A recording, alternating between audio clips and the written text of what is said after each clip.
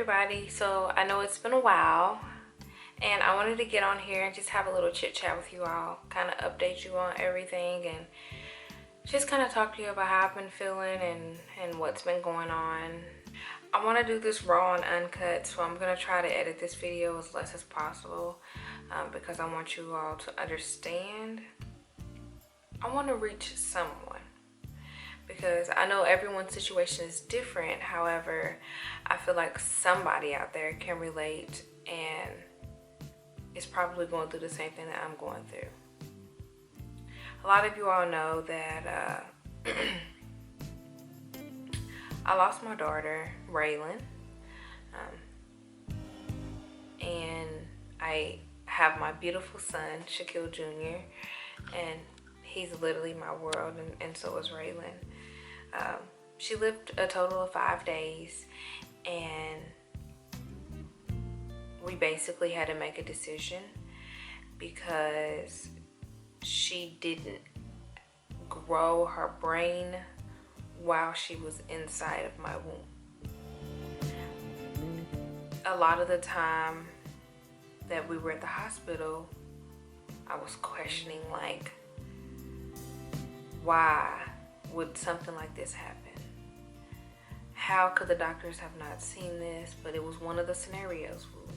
They did warn us that this could have been one of the things that happened. But who thinks that something like this will happen to them until it actually happens? I know I personally didn't think that any of this was going to happen, especially the way it did. So when I had the baby, everything I thought was good. I mean, she had a few other health conditions, but the icing on the cake, I mean, everything that, all the problems that were there could have been fixed, and we was going to be there for her every step of the way. But the big problem was you can't function without a brain. So there was that decision whether her to be a vegetable and be in the hospital all of her life, or to take her off the ventilator and allow her to be free, as well as to not be in pain and to not have to live the way that she was going to have to live here. So we made that decision, and we got to hold her. And she looked at us and she had her eyes open and she kept smiling. And, you know, we enjoyed that bonding time. I want to say that the healing process is going good. But then again, I don't want to sit here and lie.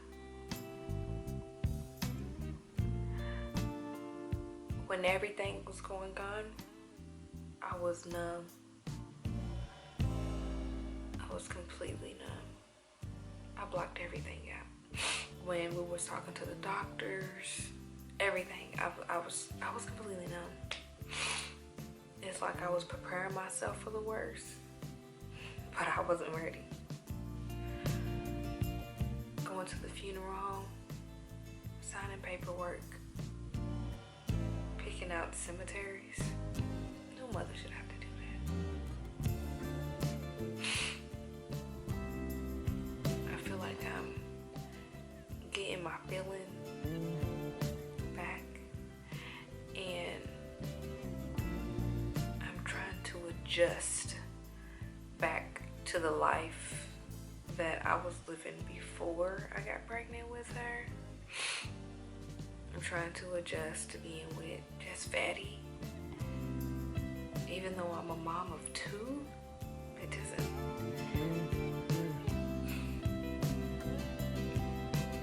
When I went to the hospital, I expected to be coming home with a baby.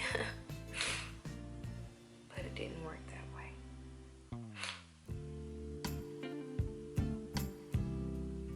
I literally tell everybody I'm making it. Is what I'm doing. I'm making it. I take it one day at a time. One day. I don't want to move too fast. I really just want to take it one day at a time. Because some days are good days and other days not so much. I find scrapbooking used to be so peaceful for me. Yet trying to make her scrapbook is just, it's too much. I keep pulling out all the pictures and everything for me to make it. And then I just put it right back up. Try to do crafts. Certain crafts are fine. Crafts with Junior are okay. I guess I'm just trying to find peace. Trying to be positive. I'm trying not to be so numb because I feel like it's going to hit me and it's not going to be good.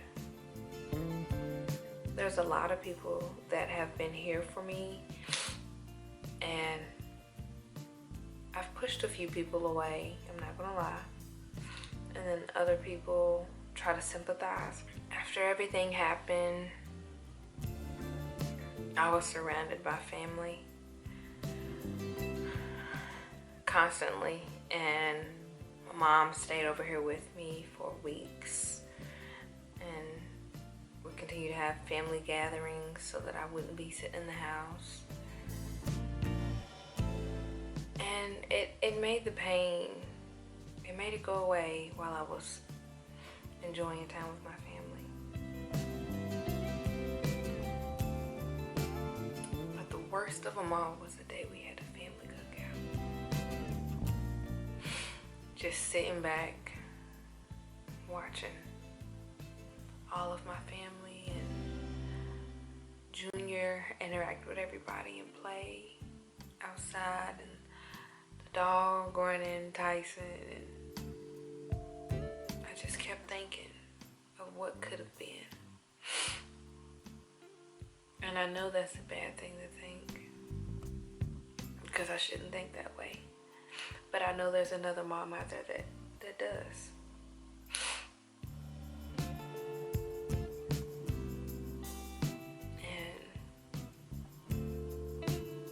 You always think that way. Like, when I go to Walmart, it's hard for me to go in a baby aisle now.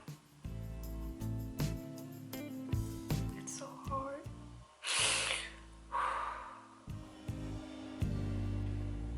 Anybody who knows me know that I wanted like 6 kids when I first said I wanted kids. I said 6. And then when I had my son, I dropped the number down. I said, okay, 4 sounds a little bit more realistic. And after having Raylan,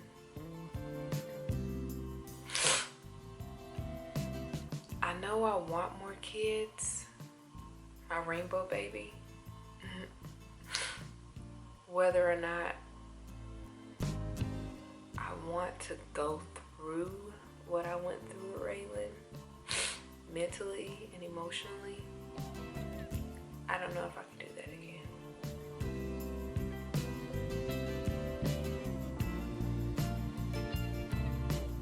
Someone told me, well, there's always the next baby. And I'm sure that other mothers out there have heard that and been disgusted with those words as well. And I understand the positivity in it, but you can't say there's always the next baby and discard the baby that I just had. Because she can't be replaced. Just the 5 days that she was here made such a big impact on me. And I was trying to understand why. That's my biggest question, is why?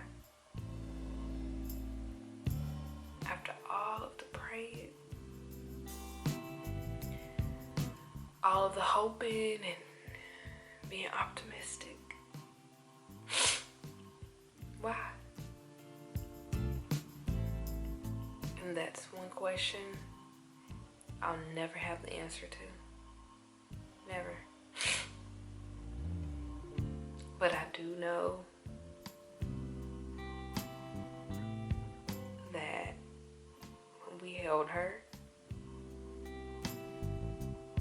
she was in peace. She wouldn't be there suffering with us. I do know that much. I've been pouring all of my love into Junior, and he knows. He knows who his sissy is, and he knows something happened. Kids aren't, I mean, they don't understand, but he knows. He doesn't kiss my belly and rub on me anymore the way he did when she was inside of me. And when I ask him where his sissy is, he points to his chest, where his heart is, which is ironic. He sees all the pictures. It was crazy. So one day I had my laptop up and I was going through the pictures that I wanted to print from the hospital. He comes up and it was a picture of Raylan up on the screen, and he goes, "Sissy, Sissy." And that caused me to break down.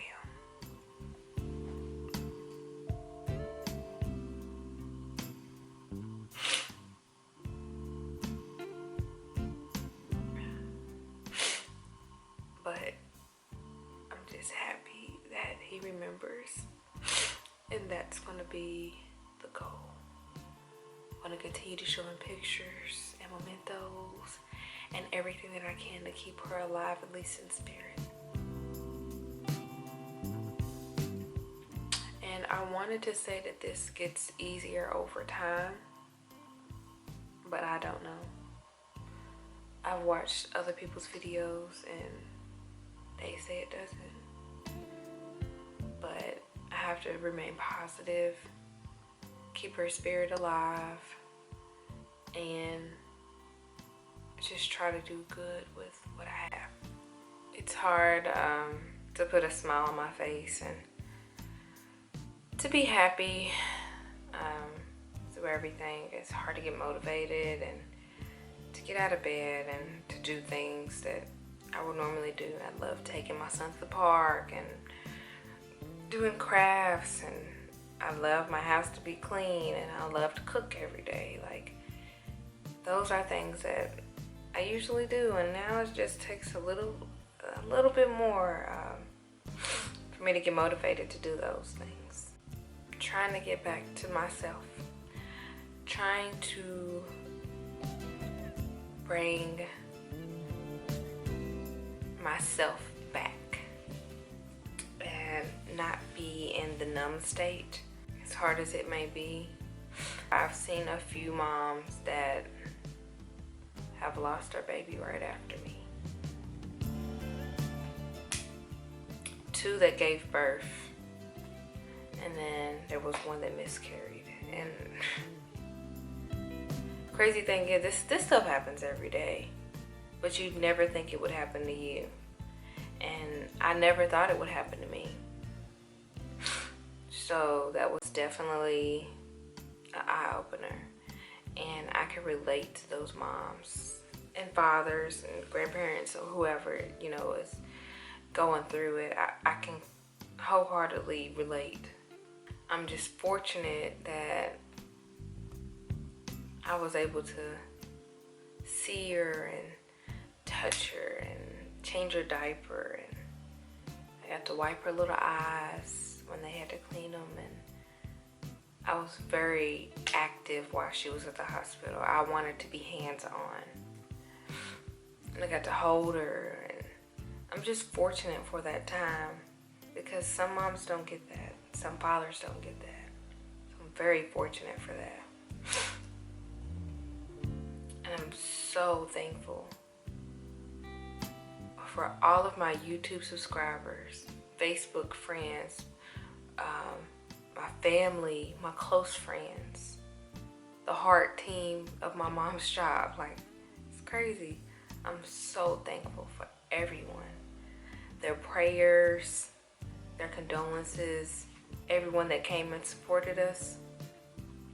So thankful.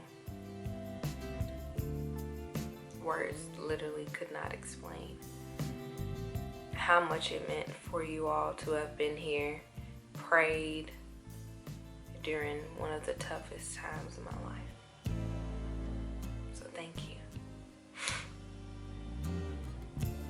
I know this video is kind of down, but Renee will be back in the next video. My energy will be positive and I will be happy. I'll be smiling. And it'll be just like old times. So, I'll see you all next time in another new video.